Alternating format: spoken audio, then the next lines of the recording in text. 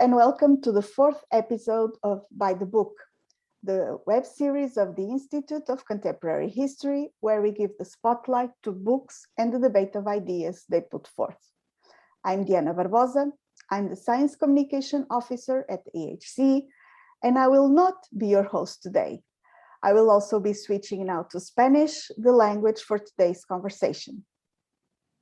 Hola, sean todas y todos bienvenidos al cuarto episodio de By the Book, la serie del Instituto de Historia Contemporánea, donde destacamos a los libros, sus autores e ideas.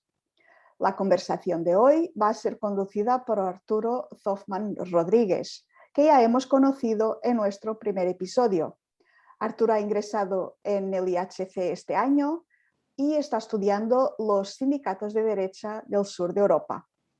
Bienvenido una vez más, Arturo, y te paso la palabra para que presentes al invitado, al libro y comentador de hoy. Muchísimas gracias, Diana. Es un placer volver a estar aquí para discutir en esta ocasión este libro, Historia de la FAI, de la Federación Anarquista Ibérica, Anarquismo Organizado, un libro que salió este año, ¿no? Si no me equivoco, a principios de este año, escrito por Julián Vadillo Muñoz, que es doctorado en Historia por la Universidad Complutense de Madrid. Actualmente trabaja como profesor en un centro de enseñanza secundaria y en la Universidad Carlos III. Y la obra de Julián pues es pues muy voluminosa y muy interesante y abarca diferentes temas, aunque generalmente el hilo conductor es la historia del movimiento obrero y en particular la historia del anarquismo. Tiene varios estudios biográficos muy interesantes sobre personajes como Mauro Bajatierra o Soledad Gustavo, pero también historias de otro tipo, por ejemplo, sobre el movimiento obrero en Alcalá de Henares, sobre el anarquismo en la Revolución Rusa, y obras más genéricas, digamos, como esta que vamos a discutir hoy, sobre la Federación Anarquista Ibérica, o esta otra que salió hace un par de años también, que es una historia de la CNT, de la Confederación Nacional del Trabajo. Por lo tanto, es un placer tener aquí a Julián hoy con nosotros para discutir su obra, y el comentador del libro va a ser Rubén Pérez Trujillano, que es investigador postdoctoral en el Instituto de Historia Contemporánea, doctorado en Historia del Derecho por la Universidad de Sevilla. Tiene una amplia obra también, centrándose particularmente en la historia del derecho y su dimensión social. Actualmente está estudiando pues la cuestión de la represión, conflictos laborales, conflictos agrarios durante la Segunda República desde la óptica de la historia del derecho y de la judicatura. Tiene varios libros, uno de los cuales recibió el premio Blas Infante en 2016, sobre la historia del derecho, pero también sobre otras temáticas, incluyendo la historia del anarquismo, del movimiento obrero.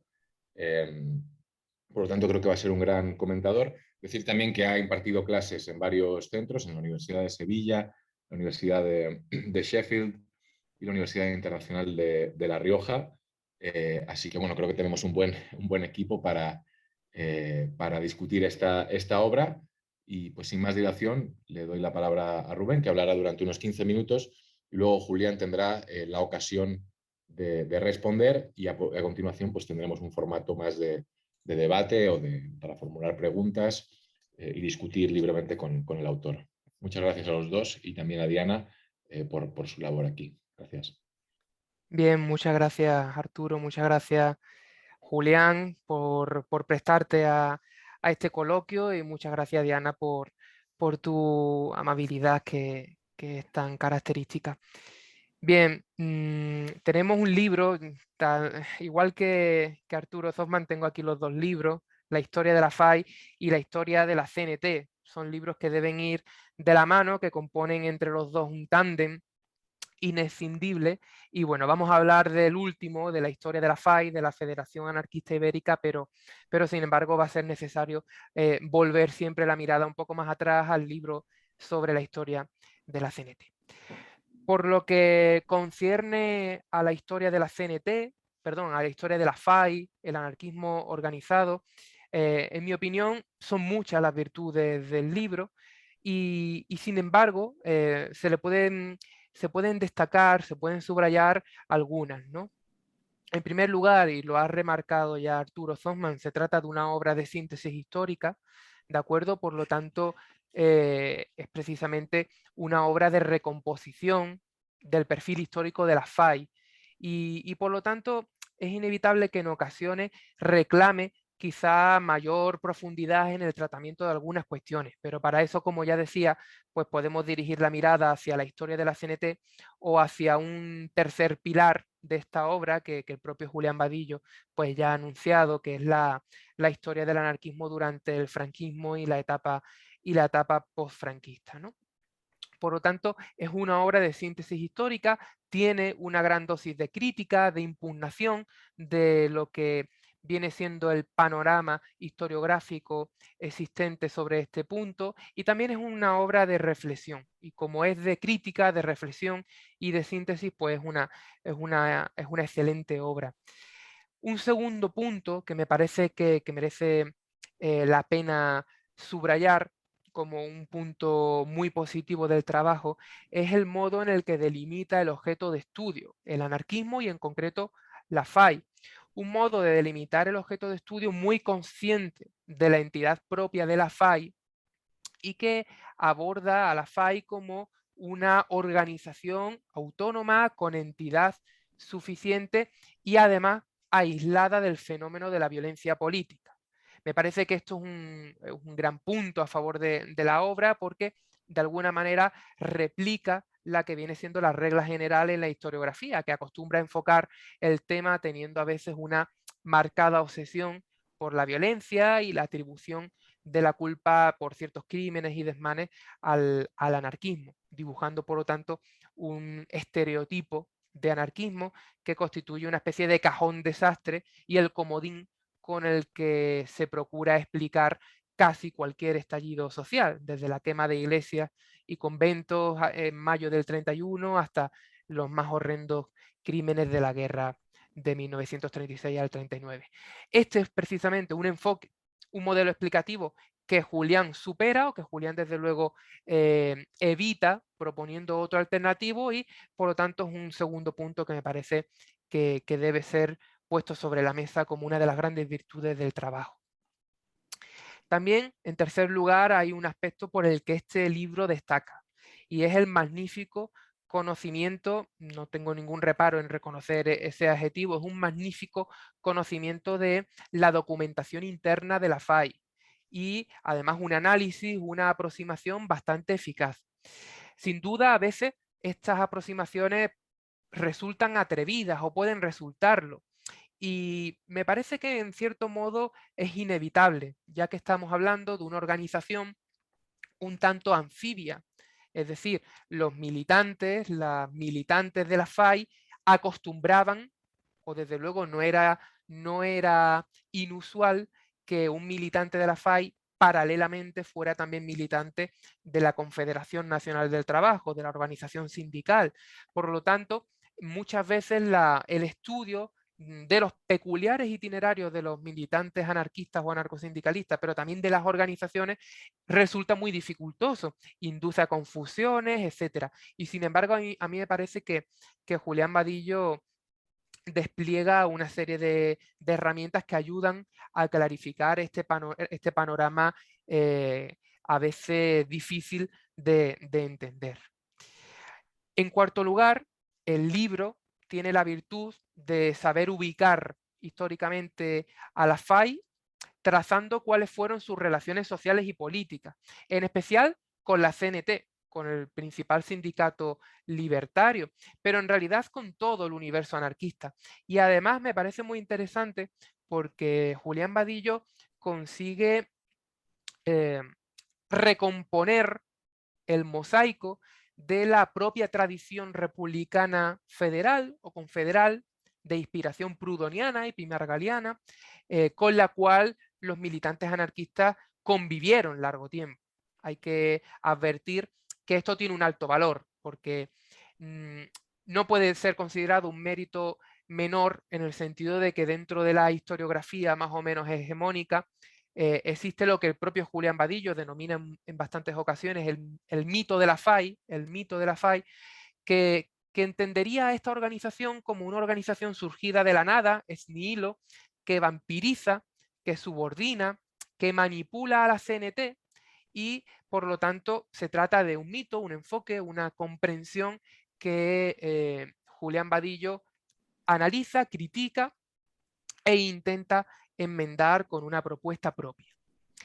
Vadillo analiza, por lo tanto, con finura este mito desde la propia construcción, porque hay que tener en cuenta que en la construcción de este mito historiográfico tuvieron parte precisamente los ambientes libertarios. Esto lo analiza muy bien Julián Vadillo, que después analiza precisamente cómo esa tesis va cobrando asiento en la historiografía, y por lo tanto es bastante importante que contemos con una propuesta que analiza esta cuestión. Relacionado con la anterior, el libro, me parece a mí, en quinto lugar, que procura comprender la acción de la FAI con toda su heterogeneidad, mostrando de qué manera las tendencias generales a menudo eran contradichas, eran combatidas por los grupos locales y regionales. Esto resulta interesante sobre todo en un momento como 1938, en plena guerra civil, cuando los comités nacionales y peninsulares de la CNT y de la FAI rompieron públicamente sus relaciones, la trabazón, la alianza, y sin embargo Julián Vadillo explica de qué manera realmente pues, esta ruptura no fue seguida de una manera tan tajante a nivel local o incluso regional en ocasiones. También analiza un segundo mito, junto al mito de la FAI, pues sería el mito del apoliticismo dogmático, a priorístico e incondicional del anarquismo y de la FAI, que se trata de un mito que habría hecho de esta organización un enemigo total, irreconciliable de la República, y que por lo tanto habría hecho de la FAI, si no de todo el movimiento anarquista por entero, un problema irresoluble y llamado a colisionar trágicamente con la nueva institucionalidad democrática. Un mito o una organización, mejor dicho, llamada a entorpecer la consolidación de la República y el ejercicio de los derechos y libertades en el marco de un nuevo sistema constitucional. Lejos de eso, Vadillo contribuye primero a entender que la FAI no era un sujeto unívoco y compacto, sino que respondía, como digo, a dinámicas territoriales y sectoriales muy específicas, a veces contradictorias. Y segundo, Vadillo ayuda a entender que la FAI, que fue fundada en 1927 durante la dictadura de Primo de Rivera, no se opuso ciegamente o frontalmente a la República, sino que adoptó o procuró adoptar una postura más contemporizadora, que por supuesto no implicaba abstenerse de su derecho a plantear críticas, ni suponía sacrificar su propio proyecto libertario, ¿no? Y tercero, Vadillo explica cómo las posiciones políticas de la FAI, en vez de responder a impulsos doctrinales o análisis maximalistas, respondió a unos ritmos más complejos, a una serie de acciones y reacciones que llaman a tener en cuenta en cualquier análisis, en cualquier ecuación, pues el marco de relaciones con otras organizaciones sociales y políticas, entre ellas el curso internacional de los acontecimientos. Hay que tener en cuenta que a este respecto son muy interesantes las conexiones estudiadas por Vadillo entre el anarquismo portugués, sobre todo desde que Salazar se hiciera con el poder en 1932, y las decisiones o las posiciones que fue adoptando la FAI frente al peligro totalitario. Me parece que este también es un punto en el que el libro destaca como un libro sólido y como un libro que hace aportaciones imprescindibles para comprender la historia de la FAI. Entre los puntos que bajo mi criterio merecerían mayor desarrollo, o desde luego puntos que me gustaría que el autor abordara, para eso tenemos la suerte de tenerlo entre nosotros, están los siguientes. En un primer lugar, un apunte o una cuestión de método. me pregunto hasta qué punto podemos confiar en la documentación producida por la propia FAI.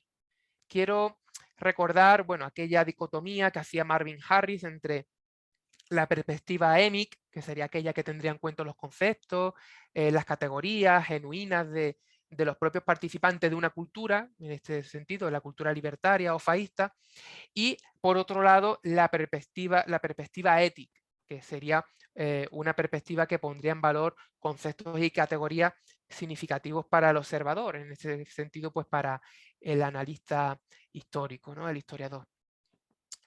Me parece conveniente, y el libro lo hace, polemizar los lugares comunes, el mito de la FAI, etc. Pero me pregunto, ¿no sería necesario poner en cuarentena, distanciarse un poco más de las actas, de los artículos, de los manifiestos en los cuales los propios militantes de la FAI se autojustifican o, a la inversa, desacreditan y combaten las posiciones de los demás? Por ejemplo, cuando analiza el libro los documentos del Pleno de Manresa de 1927, es verdad que estos documentos arrojan una imagen muy nítida de una organización, la FAI, que no nace con el propósito de controlar a la CNT.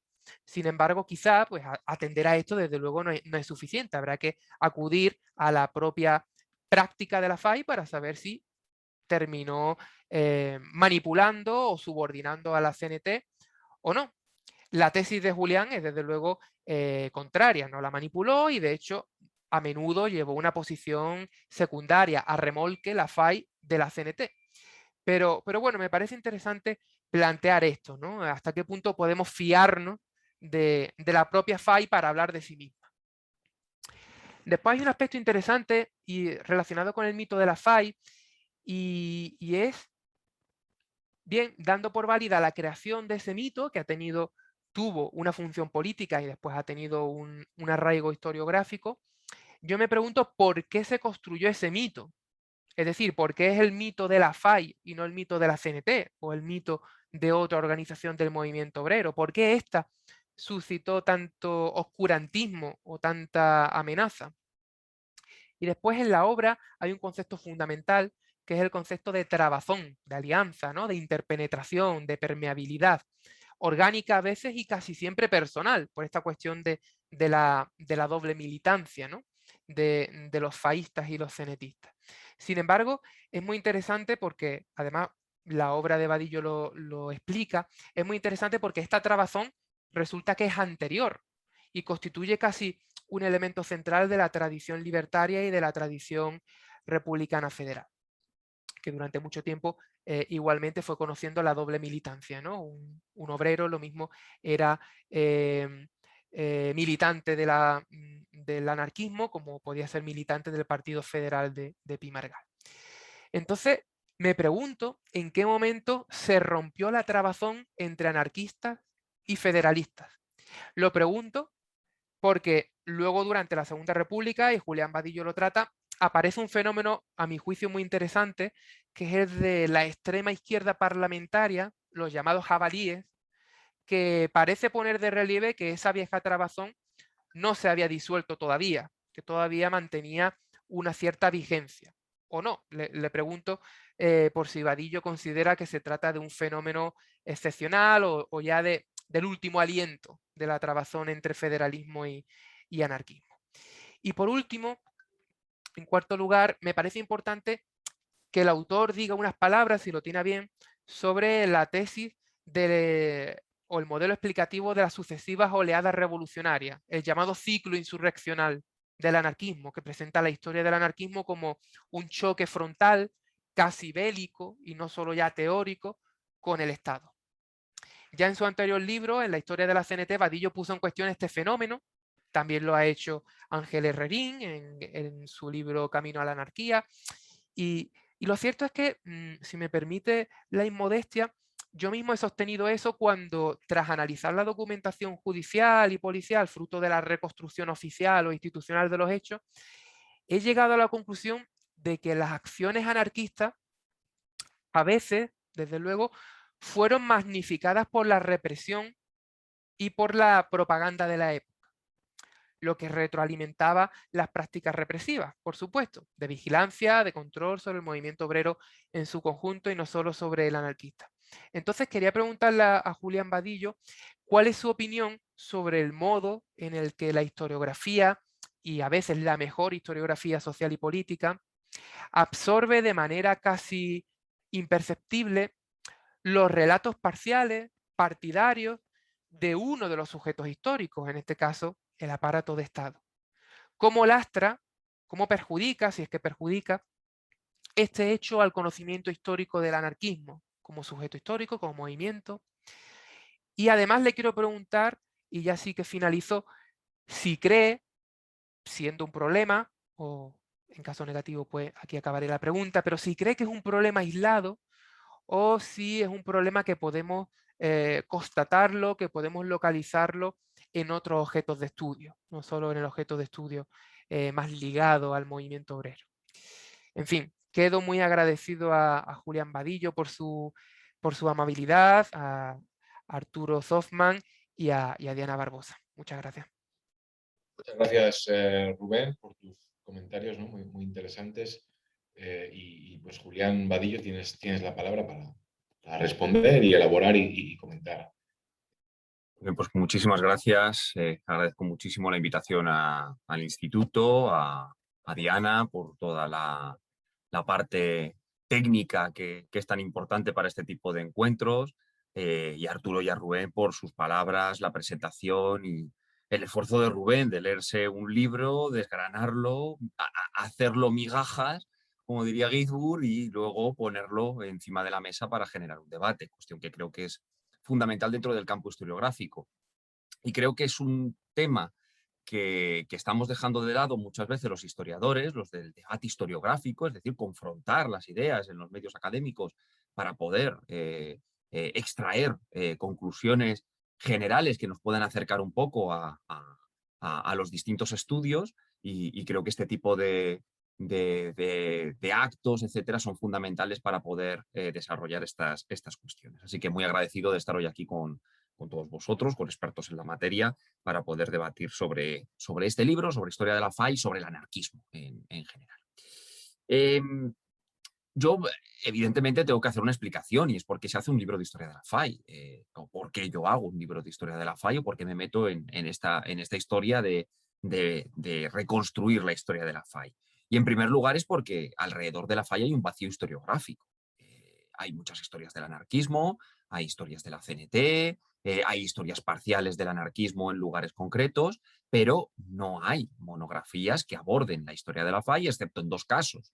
Stuart Christie, que hizo un libro hace mucho tiempo que se llamaba Nosotros los anarquistas, que abarca la historia de la Federación Anarquista Ibérica entre 1927 y el 37, una historia, desde mi punto de vista, más sentimental que historiográfica, porque aunque recupera una gran parte de documentación, en realidad saca unas conclusiones excesivamente personalistas, creo que no casan demasiado con el contexto historiográfico. Y luego está el clásico libro de Juan Gómez Casas, Historia de la FAI, de Juan Gómez Casas, donde en este caso el que fuera secretario general de la CNT en los años de la dictadura y en la transición, hace un libro muy importante, muy interesante, basado en muchas ocasiones en fuentes primarias, pero en el caso de Gómez Casas, con todo el valor que tiene esa monografía, que en muchas ocasiones se acerca a lo que es la visión de la Federación Anarquista Ibérica, no deja de ser también una historia hecha por un militante obrero en un momento concreto, tal y como Anselmo Lorenzo, Manuel Buenacasa, etcétera, habían hecho en otros casos. Pues en este caso Gómez Casas toma como ese testigo, ese relevo, para hacer, en este caso, una historia de la FAI. Previamente hizo también una historia del anarcosindicalismo español, con lo cual es, junto con la de Stuart Christie, las pocas monografías que existen sobre una historia de una organización en concreto, de la Federación Anarquista Ibérica. Sin embargo, en todas las historias del anarquismo y de la CNT, etcétera, aparece la FAI como eje transversal. Y a mí había una cosa que me llamaba la atención, y era que la FAI siempre, o casi siempre, que aparecía en esas monografías, lo hacía con un eje concreto. Y el eje concreto era, o bien era una organización que controlaba la CNT, había nacido con el objetivo de guardar la pureza ideológica en este caso de un organismo sindical. Se hablaba de la dictadura de la FAI abiertamente, es decir, son, digamos, la vanguardia revolucionaria que dentro del organismo sindical vela por los intereses ideológicos.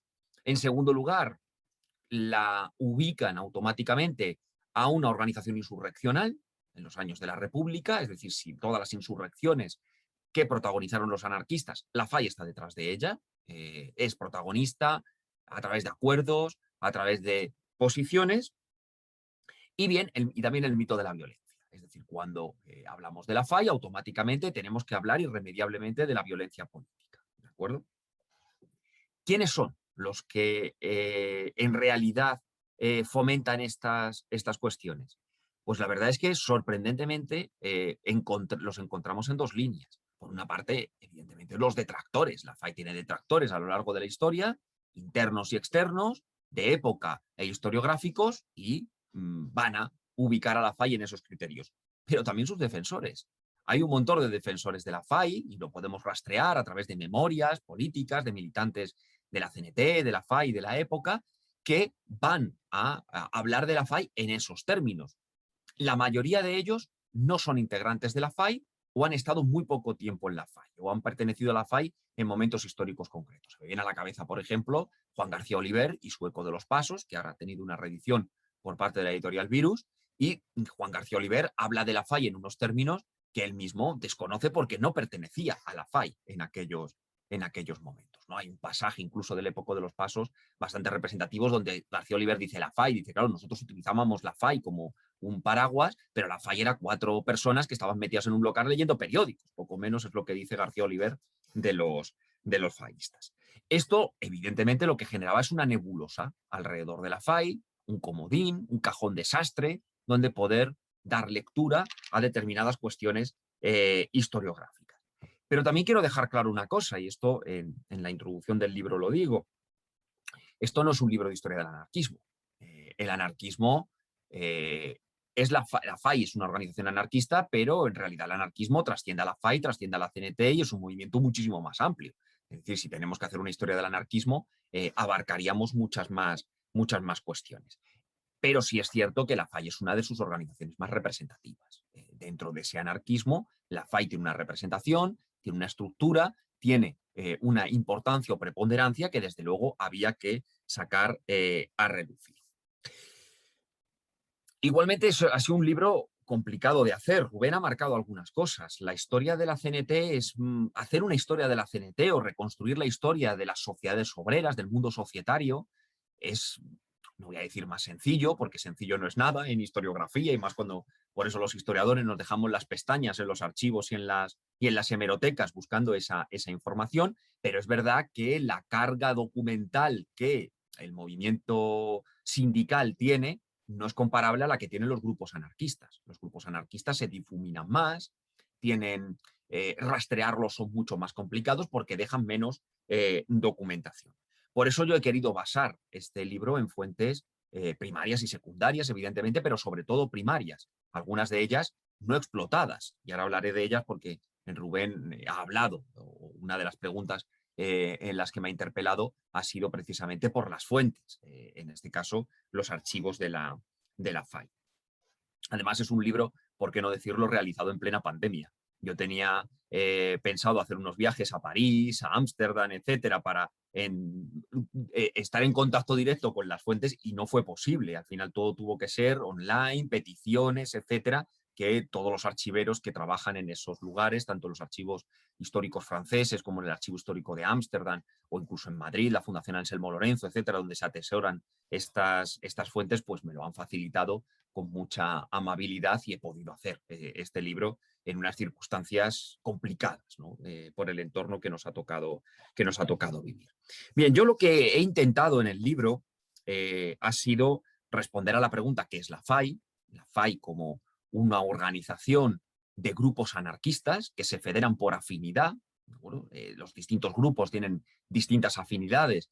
Ahí lo conforman determinados militantes y estos a su vez consideran que una posibilidad de extender las ideas anarquistas es a través de una coordinación de esos grupos. Eso sería el objetivo de esa Federación Anarquista Ibérica. pero que el nacimiento de la FAI, pues como todo en historia, no viene de la nada, sino que tiene sus antecedentes históricos en el siglo XIX, que la Alianza de la Democracia Socialista o la Organización Anarquista de la Región Española son entidades similares a los que los faístas van a impulsar a partir del año 1927, y que los anarquistas siempre van a tener en España, digamos, un modelo dual de organización. Por una parte, una organización específica que desarrolle en el campo político las ideas y la propaganda anarquista, y por otra, su especial atención al campo societario y sindical, porque consideran que los anarquistas españoles en particular consideran que el campo del movimiento obrero es el más permeable para la extensión y difusión del modelo organizativo libertario.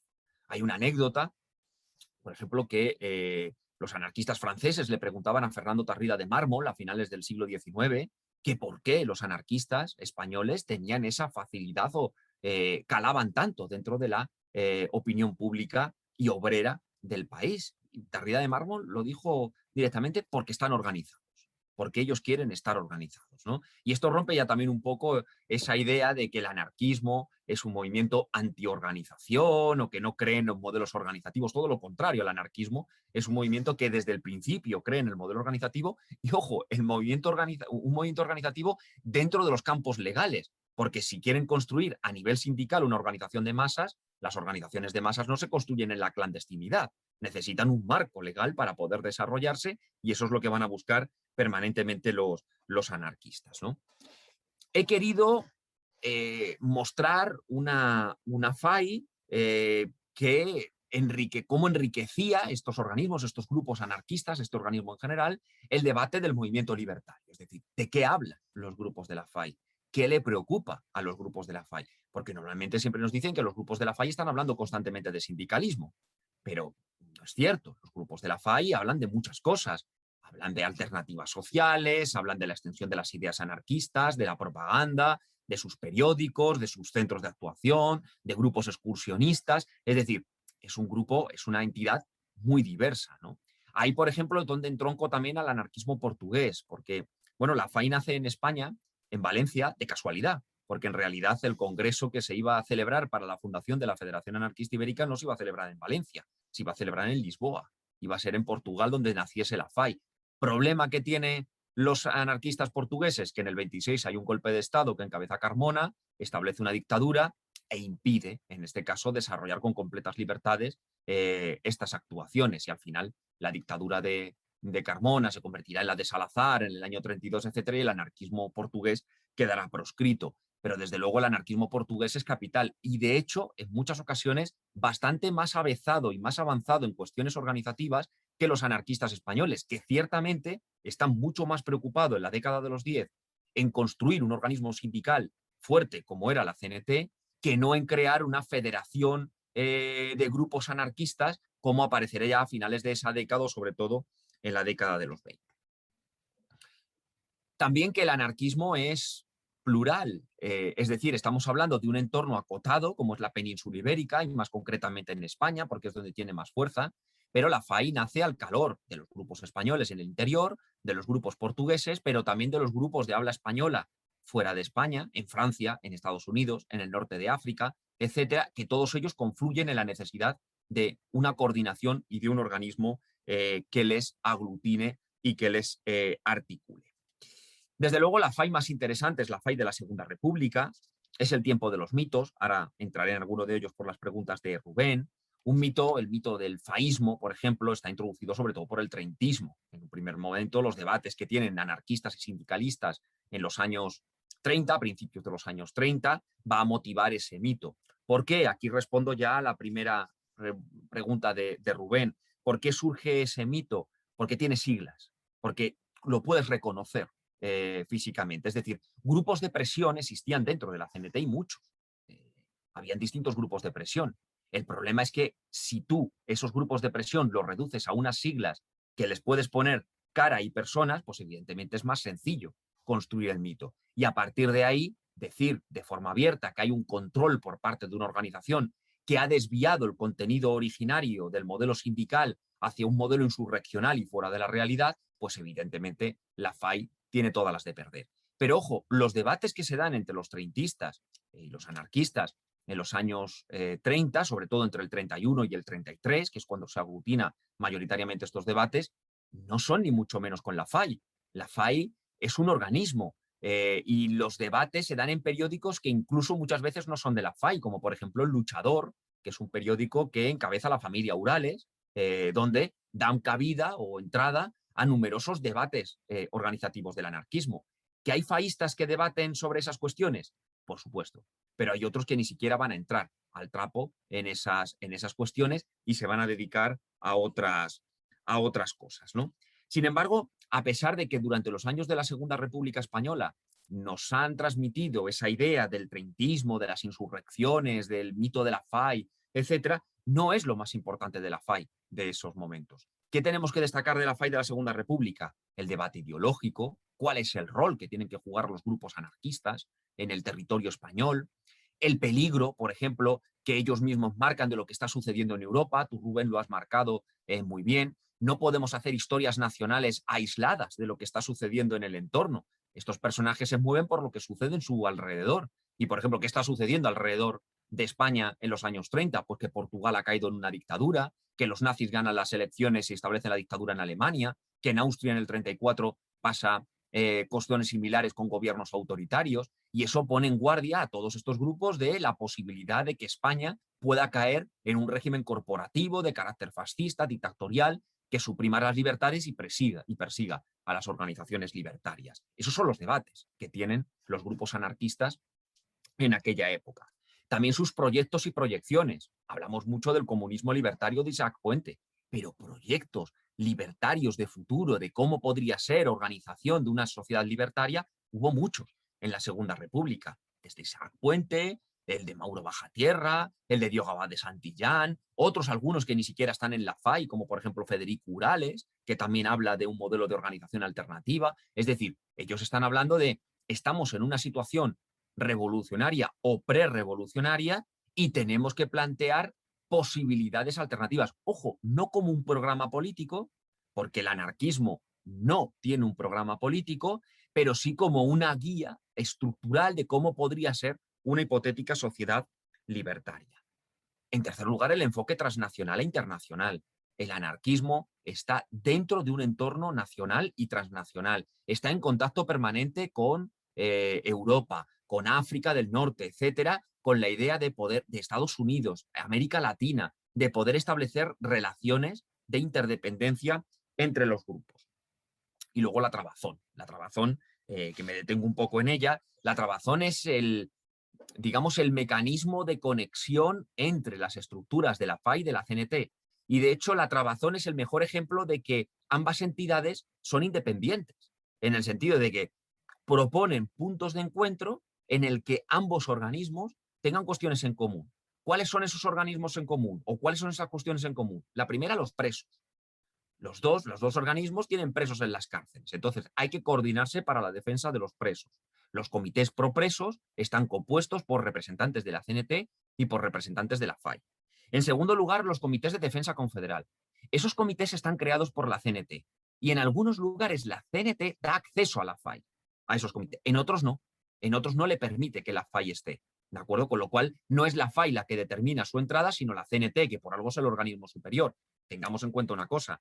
La CNT tiene 500.000 de afiliados y la FAI no sobrepasa los 7.000. Es imposible que 7.000 dominen a 500.000 de afiliados. Y en tercer lugar, los comités revolucionarios. En medio de una marea revolucionaria o de una situación prerevolucionaria que los anarquistas pensaban que era la década de los 30, establecer un comité de conexión entre los que ellos consideraban que eran las dos organizaciones que defendían el modelo revolucionario alternativo, la CNT y la FAI. ¿De acuerdo? De estos tres puntos de trabazón, el que tiene verdadero éxito o el que funciona de forma más óptima es el comité pro presos. Los otros dos no, porque en el comité, los grupos de defensa confederal, la FAI entra en zonas muy concretas, Cataluña, algunas zonas de Valencia y poco más, en Madrid también, y los comités revolucionarios son un auténtico fracaso, porque no vamos a descubrir ahora que la estrategia de la CNT en el primer bienio republicano, a partir del año 32, de enfrentamiento directo con las fuerzas y con el Estado republicano, es un auténtico fracaso. Pero fracaso reconocido por los propios libertarios en el Congreso del 36, es decir, nos hemos equivocado porque era imposible derrocar al capitalismo.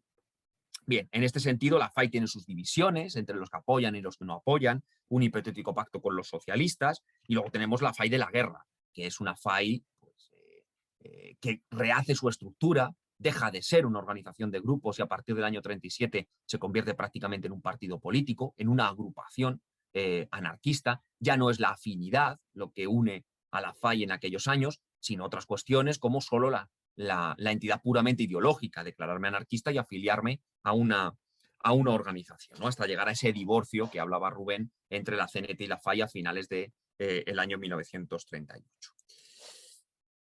Respondo a tus preguntas para pasar al coloquio. Confiar en los documentos de la FAI. No, yo los documentos de la FAI, como toda documentación por parte de historiador, hay que someterla a un visionado y a una contrastación con el periodo en el que se desarrolla. De hecho, no solo hablo de documentos de la FAI, sino que también he utilizado documentos de otros archivos, también de la CNT, documentos del Archivo Histórico Nacional, de los archivos franceses, es decir, es una colección de distintos centros. Pero el problema es que los archivos de la FAI no los había trabajado casi nadie.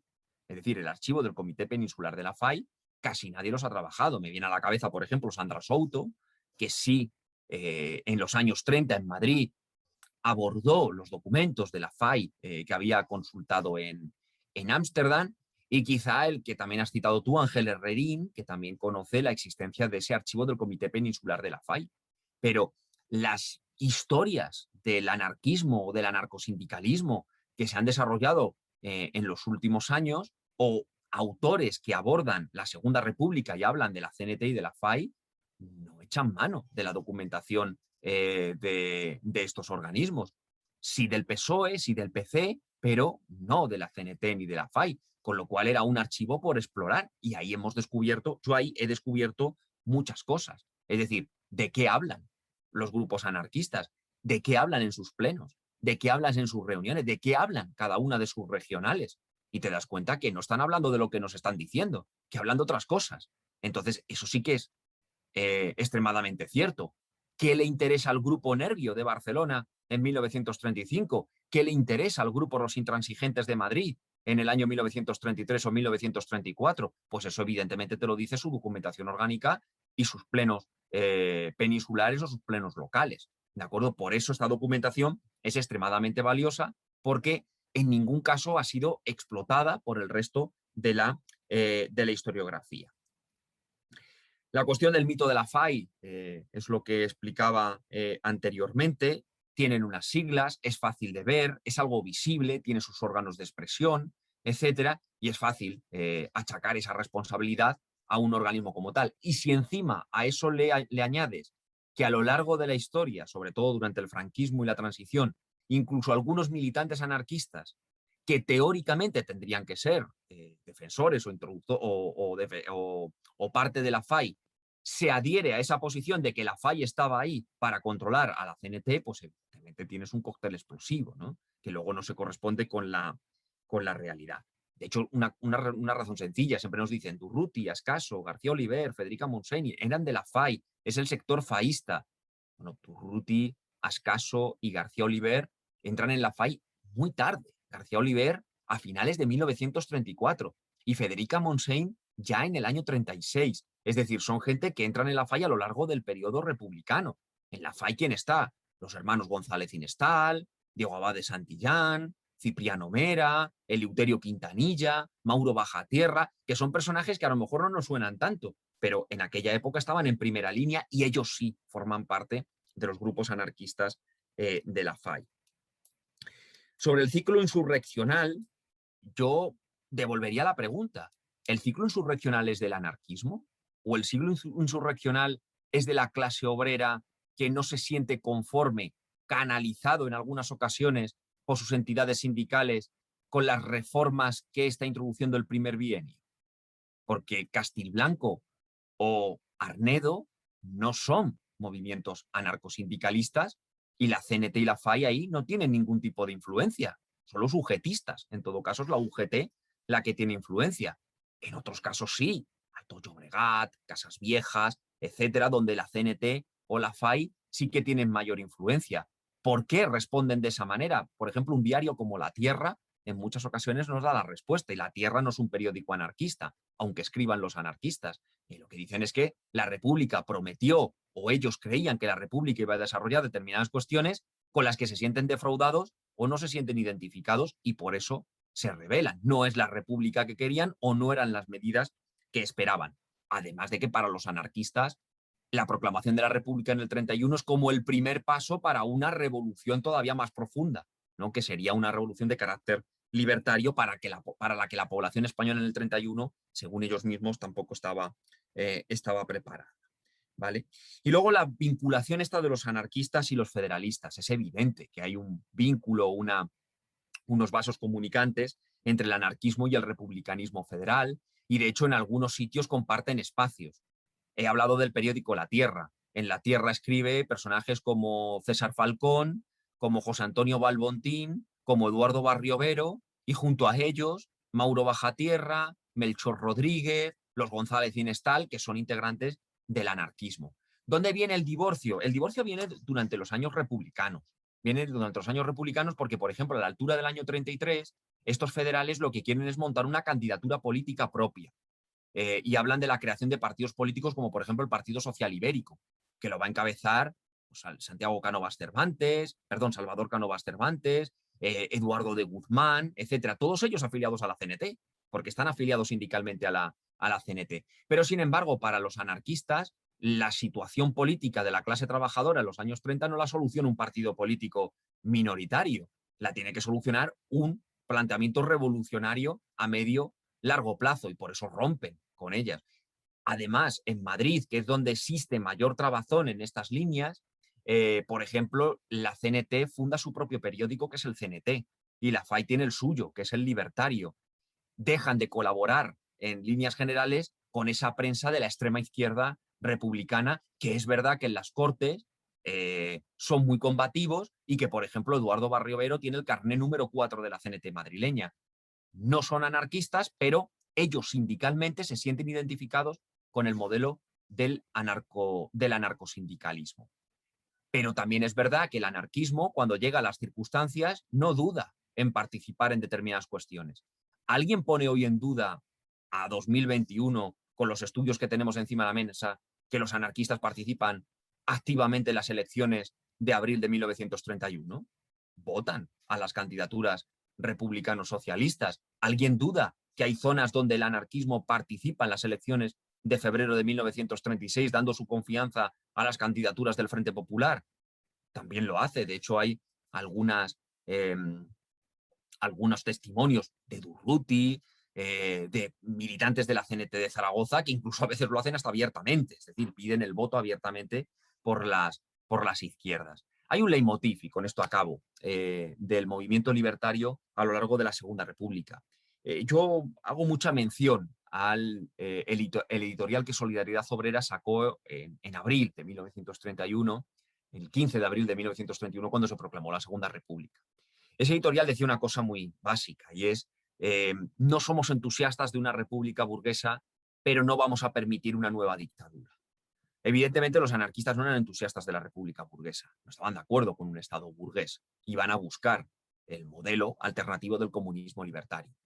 Pero si hay alguna posibilidad de que España haya una regresión de las libertades democráticas y se instale una dictadura, los anarquistas no van a dudar en ponerse enfrente de todo eso. Caiga quien caiga y sea quien sea, ¿no? Y esa es también la razón por la que después podemos entender el colaboracionismo del anarquismo en los años de la Guerra Civil con la Segunda República Española, porque para ellos lo prioritario en un momento dado es la revolución social. Sí, ¿van a defender las conquistas revolucionarias? Por supuesto, pero lo prioritario era vencer al fascismo, que para ellos era el que podía subvertir o dar la vuelta al proceso político que habían iniciado en los años 20. Muy bien, Julián, muchas gracias por tus respuestas, tus comentarios, tus interesantes reflexiones sobre la motivación del libro, sobre la historiografía existente, sobre el proceso de elaboración del mismo, las fuentes. Creo que ha sido muy, muy interesante Yo personalmente tengo también quizás algunas preguntas. También me leí el libro con mucho interés y detenimiento, pero pues antes de... Yo me guardo mis preguntas para el final si hubiera tiempo. No sé si Rubén o Diana quieren agregar algo o preguntar.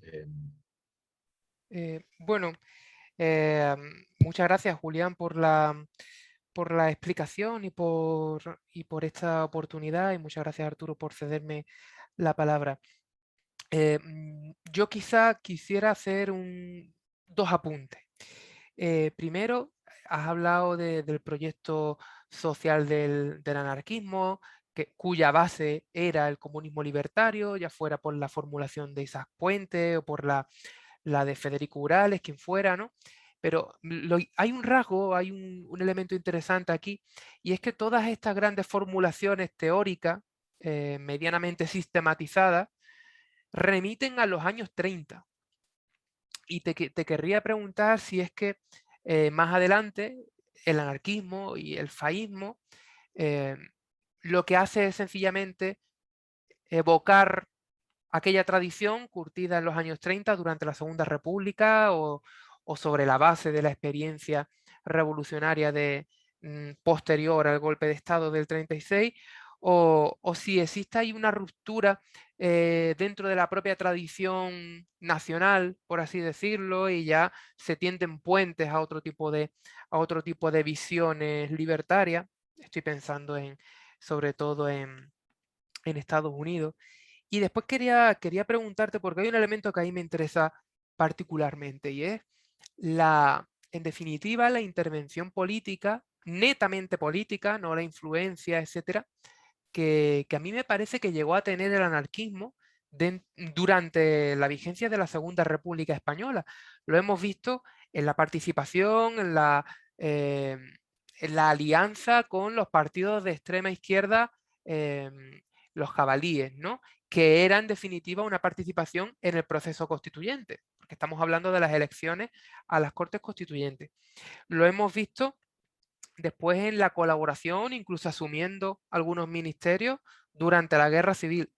Y después también hay un elemento que además has citado en tu intervención, que es la relación que tenía el anarcosindicalismo y el anarquismo en general con las realidades coloniales. Has hablado del norte de África, sobre todo después de la Guerra Civil se produce un gran exilio, eso es cierto, pero es interesante también porque durante la propia Segunda República el anarquismo fue uno de los movimientos que de manera más permanente y más perseverante denunció las limitaciones del constitucionalismo republicano, limitaciones que se detenían ante la frontera de la metrópoli y que establecían un verdadero régimen de excepción dentro de las colonias.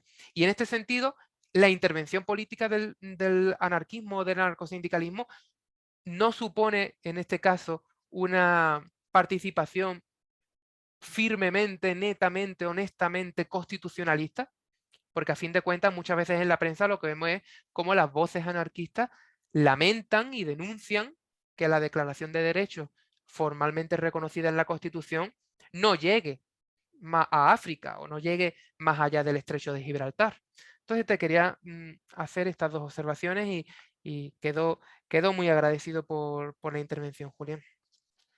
Yo tenía una pregunta que, bueno, es de no historiadora, igual va a sonar muy básica y muy ignorante, pero aquí va para alguien que nos esté escuchando y que tampoco lo sea.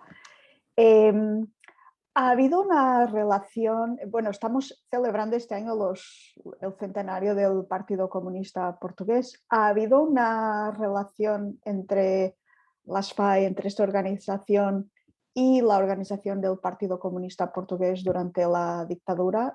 Una vez que has mencionado que las organizaciones anarquistas portuguesas luego pues, se fueron muy reprimidas por el Estado Novo. ¿Ha intervencionado en ese momento el Partido Comunista en alguna colaboración más ibérica? Yo no sé si, o quizás puedo hacer yo mis preguntas y respondes al final, sí. Pues no, muchas gracias y pues también efectivamente me leí el libro y lo disfruté. Yo tengo también un particular interés por la historia del anarquismo, ¿no? Y dediqué mi doctorado a eso precisamente, aunque ahora trabajo una cosa diferente. Y una de las cosas más interesantes de este libro, ¿no? Es que realmente rastrea toda la tradición pues del dualismo organizativo anarquista y también arroja luz sobre el desarrollo teórico, ¿no? que subyace a eso, ¿no? La idea de que, pues de que el mundo sindical es una cosa, que tiene que tener su autonomía y que los grupos anarquistas tienen otro carácter y tienen que organizarse de otra manera. Y tú también, digamos que pones bastante énfasis en la cuestión de la represión, ¿no?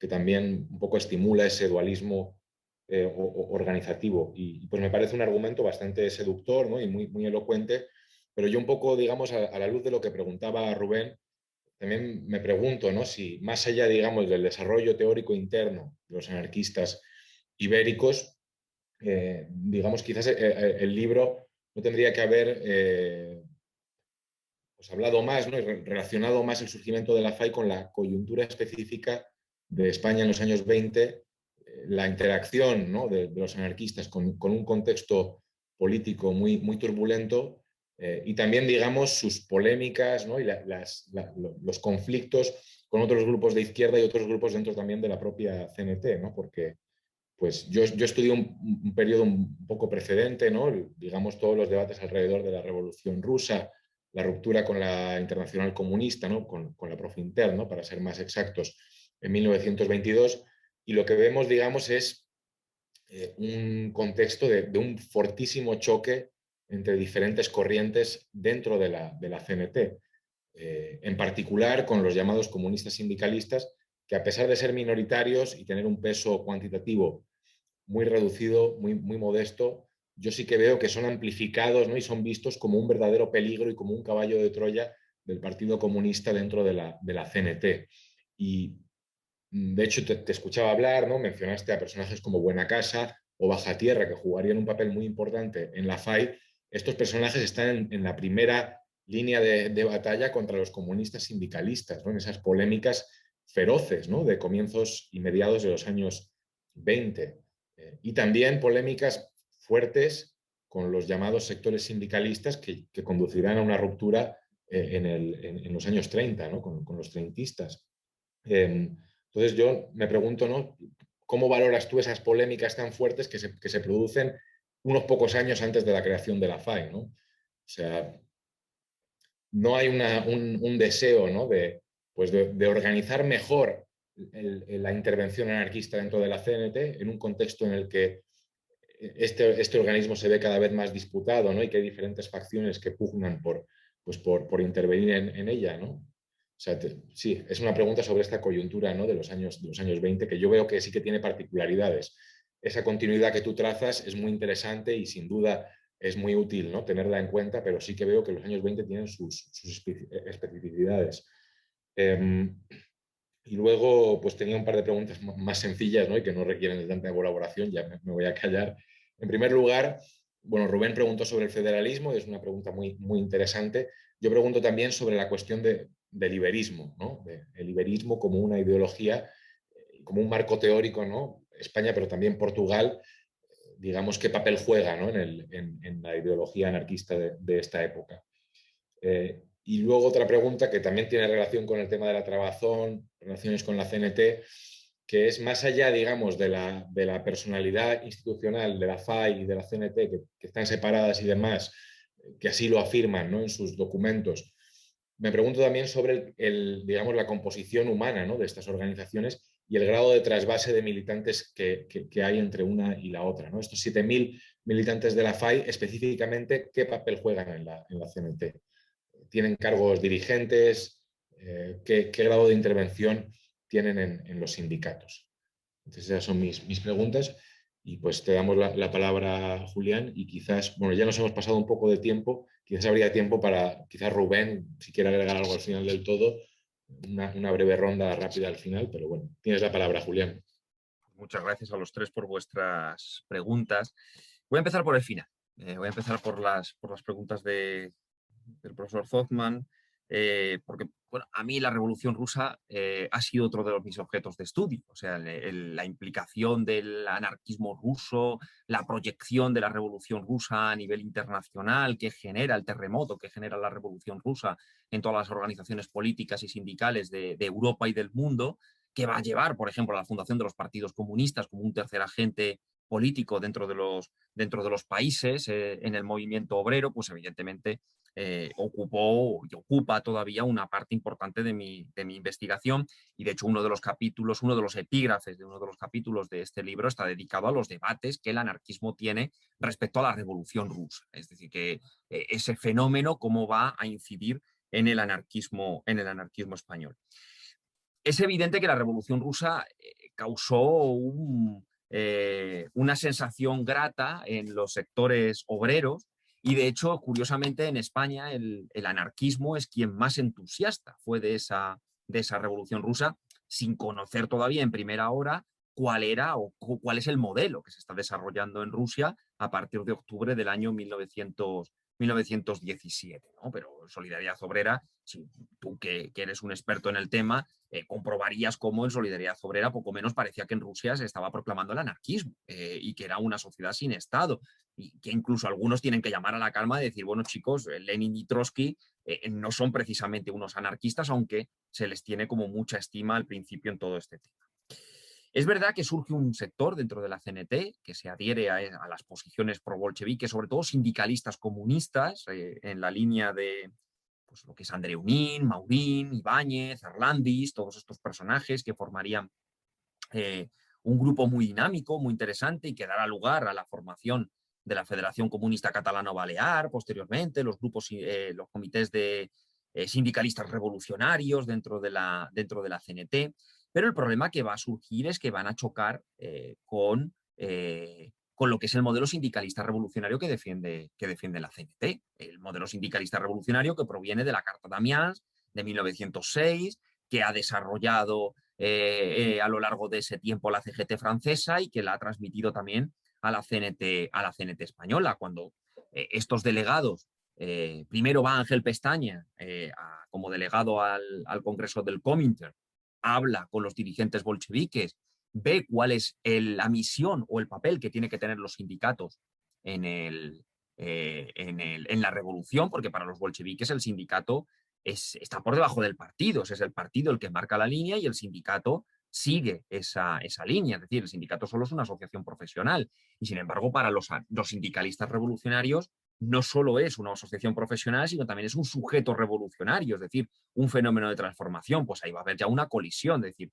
ojo que lo que se está desarrollando en Rusia no casa con nuestro modelo. El peligro que le veía, y de hecho hace poco me he leído un libro que no me ha gustado demasiado sobre una biografía que han hecho de Andreu Nin, pero el peligro que veían en estos sindicalistas bolcheviques o bolchevizados eran que querían o pretendían, lo primero, que la CNT se convirtiese en una organización de vanguardia, es decir, fuese una organización vanguardista dentro del proletariado.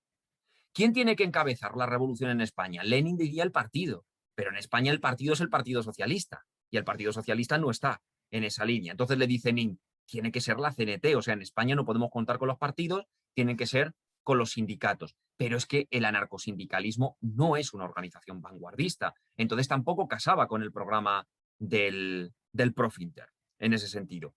Claro, estos grupos intentan captar o controlar la organización sindical y al final pierden en la conferencia de Zaragoza de 1922, donde la CNT decide salirse de los organismos comunistas y al final se va a adherir a la Asociación Internacional de los Trabajadores que ha fundado Rudolf Rocker en Alemania, y que sigue un modelo sindicalista revolucionario. Desde luego es uno de los debates más interesantes que hay dentro del anarquismo, porque es un momento crucial, es un momento en el que la CNT, como en otros lugares de Europa, el anarcosindicalismo o el sindicalismo revolucionario ha optado por adherirse a partidos políticos comunistas o convertirse en vanguardia revolucionaria. Eso lleva a la CGT francesa a romperse en 1000 pedazos, y tras el Congreso de Tours será el Partido Comunista Francés quien dirigirá todas esas cuestiones.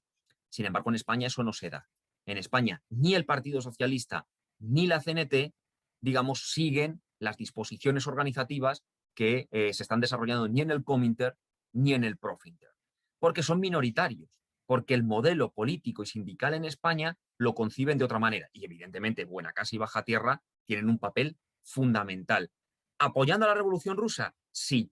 ¿Apoyando al proletariado ruso? También. Y criticando al partido bolchevique y la estrategia de los sindicalistas comunistas como ningunos, ¿de acuerdo? Y esa parte va a quedar relegada. Luego lo intentará otra vez el Partido Comunista. Tú lo sabrás porque Pepe Díaz habrá una estrategia de que sea la CNT, el sindicato del Partido Comunista, también fracasa. ¿De acuerdo? Todos los, digamos, intentos por parte de los comunistas de hacerse con el control sindical van a fracasar en España.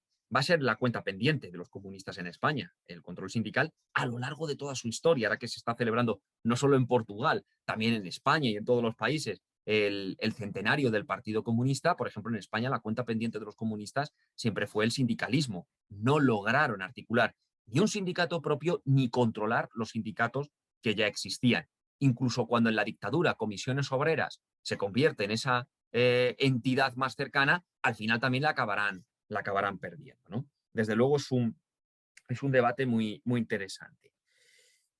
El iberismo, claro que ellos son deudores de las corrientes iberistas. De hecho, la Federación es anarquista ibérica, porque parte de un concepto peninsular, de esa conexión que ha existido siempre entre el anarquismo español y el portugués, que incluso llevaron a la celebración de algunos congresos como el de Ferrol de 1915, que está impulsado por los españoles, pero también por los portugueses. ¿De acuerdo? Por eso cuando los anarquistas se plantean la necesidad de un organismo que aglutine a los grupos, hablan de una entidad o un espacio ibérico. De hecho, es que Portugal está mucho más avanzada. Es Portugal la que proyecta esa idea de, ojo, podemos estar todos juntos. Porque antes de la fundación de la FAI ya existía una federación anarquista en Oporto, existía una federación anarquista en Lisboa. O sea, hay una serie de entidades regionales que aglutinan grupos, y esa idea es la que los portugueses le dicen, oye, esto se puede llevar a efecto también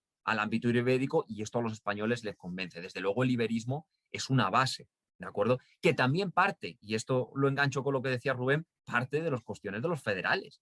Los republicanos federales ya en el siglo XIX hablaban de una unidad ibérica que aglutinase a España y a Portugal, a los dos países. Y de hecho, el iberismo ese que se ha mantenido durante largo tiempo, por ejemplo, los republicanos lo seguían defendiendo durante mucho tiempo, pero cuando se proclama la Revolución de los Claveles en el 74 siempre dijeron, y que sean como los portugueses dicen, porque será una república y no una monarquía como en España, ¿no? Pero en ese sentido, claro que hay un sustrato o una base del iberismo que es más que clara. Y sobre lo que me comentabas de los militantes de la FAI que participan en la CNT, la inmensa mayoría de los militantes de la FAI son afiliados de la CNT porque son trabajadores y se afilian a su sindicato. ¿Algunos tienen cargos directivos? Sí. Algunos son secretarios de sus sindicatos, otros son secretarios o directores de periódicos, por ejemplo, Avelino González Mallada, que es el director del periódico CNT en los años 30, eso existía. Pero la duda es, la CNT muchas veces tomaba decisiones que un anarquista o un grupo o grupos de la FAI podrían estar en contra. El militante de la FAI en la CNT es un sindicalista en la CNT y luego es un militante de la FAI. Y en cada organismo defiende los acuerdos de su organización. Esa era la diferencia. Si la CNT decide una cosa que un anarquista de la FAI está en contra, si mayoritariamente lo ha elegido la CNT, así se va a llevar a efecto. Yo siempre he sostenido lo contrario y en los libros lo he dejado, en este y en el de la CNT lo dije claro. Yo no creo que la FAI dominase la CNT, porque digamos, la hipótesis cae por su propio peso, pero sí creo que la CNT va a mediatizar muchísimo a la FAI, en muchos momentos. Y esa mediatización sí va a ser un lastre en muchas ocasiones para los propios grupos anarquistas, porque van a estar atados de pies y manos dentro de su campo de actuación. Respecto a la pregunta de Diana sobre las conexiones que pudieron existir entre la Federación Anarquista Ibérica, el Partido Comunista Portugués, No hay conexiones, más que nada porque son rivales políticos. El anarquismo, de hecho, el Partido Comunista en Portugal, en Francia, en España, como hemos visto, no tanto, resta fuerza al anarquismo. Es decir, el estallido de la Revolución Rusa al final hace que muchos anarquistas, o una parte importante de anarquistas en muchos lugares, se pasen con armas y bagajes al Partido Comunista. ¿De acuerdo? Y eso va a hacer que en algunos lugares se desconfigure el movimiento anarquista y el actor político principal a nivel del campo obrero junto a los socialdemócratas sean los comunistas. Y en este caso el Partido Comunista Portugués va a ser el camino que elija, que será evidentemente un partido fundamental para entender la oposición a la dictadura de Salazar. Porque mientras los socialistas y los anarquistas decrecían en Portugal, los comunistas sí van a encontrar mayor eco y van a tener mucha más fuerza. Eso también pasará en España, sobre todo a partir de la década de los 60. Los grupos, digamos, más clásicos relacionados con el anarcosindicalismo, el socialismo, etcétera, decrecen frente a la influencia que va a tener el Partido Comunista de España en la oposición a la dictadura franquista. Entonces, conexiones no hay. Ahí ya sí que no soy yo conocedor, pues no sé si firmarían manifiestos en conjunto junto con otros organismos en contra de la dictadura en algún momento, pero por las épocas en las que se desarrolla lo veo complicado, sobre todo porque entre el anarquismo y el comunismo surge una difícil relación y entendimiento. Y luego, para terminar, lo que me comentaba Rubén, por ejemplo, hablaba de el anarquismo como que hacía referencia constante al comunismo libertario como un proyecto de los años 30, etcétera. Esto va a ser un problema para el anarquismo español. De hecho, ahora que estoy con el tercer volumen, que será la CNT y la FAI en la dictadura franquista, la transición democrática, el gran problema que va a tener el anarquismo es un movimiento en España y en todos los lugares de victorias y de derrotas. Y el año 39 es la gran derrota del anarquismo. O sea, el hecho de que el proyecto político que triunfe en España sea diametralmente opuesto, ya no solo y exclusivamente a un concepto de república democrática parlamentaria pluripartidista, sino a un modelo revolucionario como el de la CNT, eso es la gran derrota del anarquismo. Entonces, cuando el anarquismo se va al exilio, lo primero es un anarquismo que se diversifica, se bifurca. Hay anarquistas en el norte de África, en Francia, en Inglaterra, en Latinoamérica, en México, en muchos lugares. Ya no es un movimiento que espacialmente esté unido en un lugar, y eso es muy difícil de coordinar.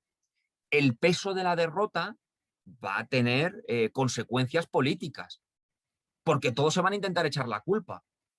Todos echan la culpa primero entre grupos políticos. ¿Quién ha tenido la culpa? Los comunistas. Los comunistas dicen que los anarquistas que los otros. Y luego entre ellos mismos. Tú has colaborado con la República, tú no lo has hecho no sé qué. Es decir, al final eso va a generar un problema dentro del exilio. Y lo que el exilio tenía mucho era una vivencia del pasado. Es decir, qué oportunidad hemos tenido y se ha perdido. Esto es algo, y Arturo supongo que coincidirá conmigo, que también se da en el anarquismo ruso. La derrota del anarquismo ruso y su exilio en París es qué bonito fue aquello, pero hemos sido derrotados, ¿de acuerdo? Y a ver cuándo vuelve otra vez a producirse unas circunstancias similares. Y lo que sí has tocado una cosa, Rubén, que me parece muy, muy interesante, es lo del tema del anarquismo y la descolonización o las colonias. El anarquismo desde el siglo XIX es un movimiento descolonizador, está en contra de la colonización y del imperialismo, y lo denuncia en sus prensa, en sus órganos de expresión y en sus distintos congresos. Y también hay una cosa, porque tú dices, ¿no es esto una forma de mediatizar o de intentar introducir medidas dentro de la Constitución? Claro, los anarquistas, por ejemplo, nunca lo van a reconocer, pero su movilización social, su movilización política está destinada a influir socialmente. Y si influye socialmente en el encaje territorial dentro de una Constitución, en el proceso de debate que se dan en las Cortes Constituyentes, pues magnífico y perfecto. De hecho, la única disposición política que los anarquistas van a emitir en su Congreso del 31 será la que dice que están de acuerdo con el Estatuto de Cataluña, que Cataluña tenga un encaje territorial dentro de España, con un estatuto de autonomía. Y dentro de esa idea también están las colonias, por la independencia o por concederles un estatuto de autonomía distinto. Y la vinculación política, es verdad que llama mucho la atención que los anarquistas fuesen ministros. Es que el anarquismo, como cualquier movimiento político, cuando toca responsabilidades es contradictorio, claro, si es que eso va a pasar siempre. Eso no nos tiene que sorprender. Pero la vinculación política o la implicación política de los anarquistas se va a dar durante el siglo XIX. Hay anarquistas en los cantones, defensores del modelo bakuninista que van a apoyar el cantonalismo, no como organización, es decir, no es la Federación Regional Española la que lo apoya, pero sí fulanito en tal lugar que se implica dentro de la organización cantonal. Y el cantonalismo, más que le pese a Engels, no es un movimiento bakuninista, es un movimiento republicano, puramente republicano federal. Y ahí están participando muchos internacionalistas, algunos de los cuales defienden también ese modelo, ¿no? Con lo cual la vinculación o participación política de los anarquistas se dio con mucha anterioridad a la propia Guerra Civil y a la Segunda República. Muchísimas gracias, Julián, por tus respuestas. Nos hemos pasado un poco de tiempo. No sé si si quizás Rubén quiere agregar algo muy rápidamente o si pues podemos concluir con esto. No, por mi parte quedo más que satisfecho con el saldo de este coloquio, y lo que es una pena es que tengamos que poner fin, pero desde luego seguro que hay otras ocasiones para continuar con este diálogo. Muchas gracias, Julián, Diana y Arturo. Y pues muchísimas gracias, ha sido súper interesante, la verdad, y muy, muy fructífero. Y pues han quedado algunas cosas en el tintero, pero ya habrá tiempo para desarrollar más la discusión. Y pues espero que las que vean este programa, pues que tengan interés por leer el libro, ¿no? Y por la historia del anarquismo en general, que es interesantísima y súper rica, y como vemos, tiene toda clase de matices y pues de elementos que todavía son poco conocidos, ¿no? Entonces, por mi parte, pues nada más. Muchísimas gracias en nombre del programa By the Book del Instituto de Historia Contemporánea de la Universidad Nova de Lisboa.